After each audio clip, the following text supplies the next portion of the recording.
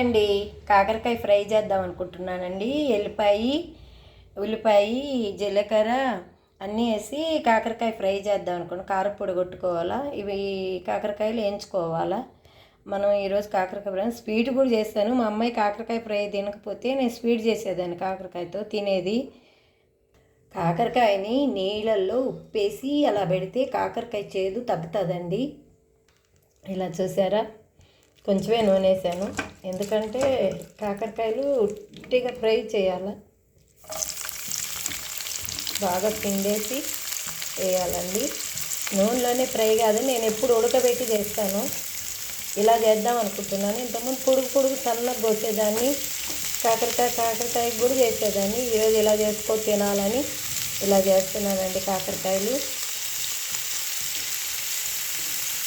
బాగుంటాయి. కాకరకాయలు ఇలా పిండేసి మనం కాకరకాయలు చేసుకుంటే చాలా బాగుంటుంది.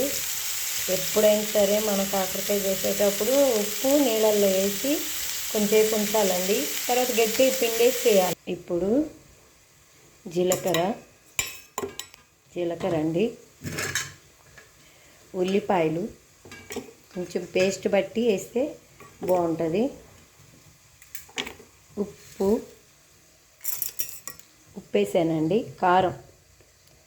కారం వేయాలన్నమాట. చూసావా అంత వేసాను. ఇది పొడి కొట్టుకొని వేస్తే బాగుంటుంది. మిరపకాయలు ఉంటే బాగుండు, మిరపకాయలు లేవు. మనం పొడి కొట్టి బాగా మిక్సీ బట్టి వేయాలండి, అప్పుడు బాగుంటుంది. తర్వాత ఎల్లిపాయ వేయాలా. తర్వాత చింతపండు కూడా వేయాలా. కొంచెం చింతపండు వేస్తే చేదు ఉండదు. అన్నీ మిక్సీ పట్టాలా. ఇప్పుడు ఎల్లిపాయలు వేయాలా. ఈ పేస్ట్ నూనెలో వేస్తే చాలా బాగుంటుంది. మనకి ఎల్లిపాయలు మాత్రం నాకు చాలా ఇష్టం అండి. ఎన్నైనా తింటాను. కొలెస్ట్రాల్ తగ్గుతుంది, అరసమొలలు ఉంటే తగ్గుతుంది, అన్నిటికీ మంచిదండి.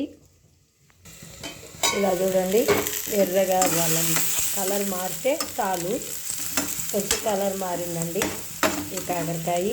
చూసారా, స్టిక్ ఇలా పెట్టి చేద్దామంటే పట్టుకునే వాళ్ళు లేరు, వీడియో చేసేవాళ్ళు లేరు. నా సొంతంగా చేసుకుంటున్నానండి వీడియోలన్నీ.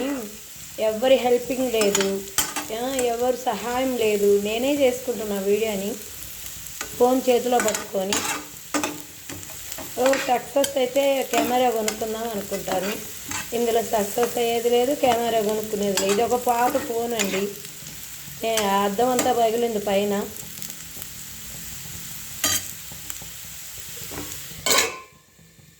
ఇప్పుడు ఉల్లిపాయలు కోసి పెట్టాను. ఉల్లిపాయలు వేసుకుంటే కాకరకాయలు చాలా బాగుంటుందండి. ఎందుకంటే ఉట్టి ఉల్లిపాయలతో కూడా చేసుకోవచ్చు మనం, బాగుంటుంది టేస్ట్. ఎల్లిపాయ కారం చూసారా. ఇది ఉల్లిపాయ ఎందుకు వేసామంటే దానికి కాకరకాయ వేసినప్పుడు బాగా ఏగుతాయి కదా, చాలా బాగుంటుందండి కాకరకాయ ఫ్రై. ఇప్పుడు ఇవి ప్లేట్లోకి తీసేసుకోవాలండి. తీసేసుకొని మనం ఫ్రై చేసుకోవాలి మళ్ళీ. చూసారా, చాలా బాగుంటుంది కాకరకాయలు. తీసేసాను. కొంచెం నూనె వేసి చేయాలండి. తీసి పక్కన పెట్టేశాను. నేను ఉడకబెట్టి చేస్తే పసుపు, ఉప్పు, చింతపండు వేసి ఉడకబెడతానండి. ఈరోజు డీప్ ఫ్రై చేశాను. ఎందుకంటే డీప్ ఫ్రై చేస్తే చాలాసేపు పడుతుంది, నూనె ఎక్కువ కావాలా, అన్నీ కావాలండి దీంట్లోకి. మనం చేసే ఫ్రైలు అవి ఇవి అన్నీ నూనె లాగేస్తుంది. నాకు నూనె ఎక్కువ తినాలంటే చాలా బాధ. ఏం చేద్దాం, వీడియోల కోసం ఎట్లా వీడియో చేస్తున్నానండి. ఇప్పుడు కాకరకాయ వేసేయాలి మనం.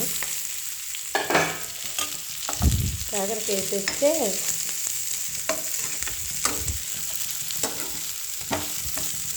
నేను ఇంతవరకు ఇప్పుడు పసుపు వేయాలండి. నేను అప్పటి నుంచి పసుపు వేయలేదు.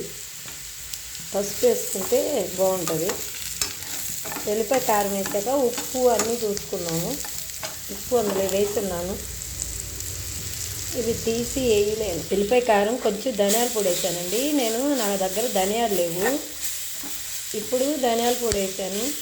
ఎల్లిపాయ కారం కాకరకాయ బాగా మగ్గుతుందండి, చాలా బాగుంటుంది. నూనె అంతా ఇప్పటికే చాలా నూనె వేసినా నూనె కనిపిస్తుంది చూడండి కదా.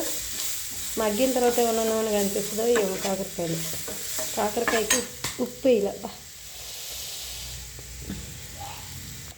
ఇప్పుడు చూడండి, కాకరకాయకి ఎంత దగ్గరగా చూపిస్తా చూడండి.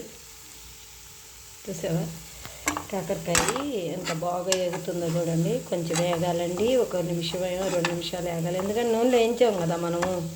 చాలా బాగుంటుంది. చూసారా,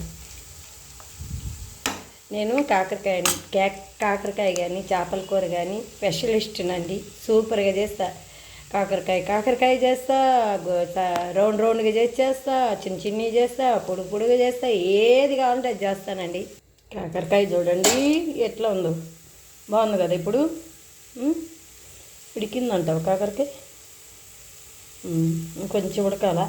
లైక్ చేయండి, సబ్స్క్రైబ్ చేయండి, కామెంట్స్ పెట్టండి, ఎంకరేజ్ చేయండి ప్లీజ్ అండి. చూసారా, ఈ కాకరకాయలు ఉప్పు కారం అన్నీ సరిపోయినాయండి. సూపర్గా ఉంది. అన్నంలో కలుపుకొని అంటే సూపర్గా ఉంటుంది. చారు కానీ పప్పు చారు కానీ చేసుకుంటే భలే ఉంటుంది. చూసారా.